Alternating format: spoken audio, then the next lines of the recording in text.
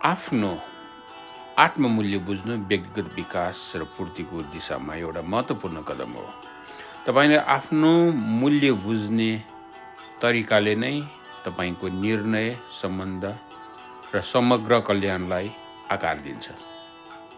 एउटा कुरा याद गर्नुहोस् कि तपाईँको वातावरणले तपाईँले आफूलाई कसरी हेर्नुहुन्छ भन्ने कुरामा उल्लेखनीय प्रभाव पार्छ।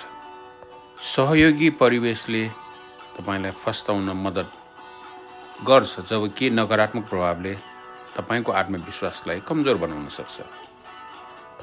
यी कारणहरू सचेत भएर हिँड्नाले तपाईँ आफ्नो आत्मसम्मानको पोषण गर्न सक्नुहुन्छ र जीवनमा अझ सकारात्मक दृष्टिकोण सिर्जना गर्नलाई पनि यसले केही हदसम्म मद्दत पुर्याउन सक्छ। आशा छ यो जानकारीले तपाईँलाई प्रेरणा दियोस् भन्दै आजको कार्यक्रमबाट बिदा हुन चाहन्छु। धन्यवाद।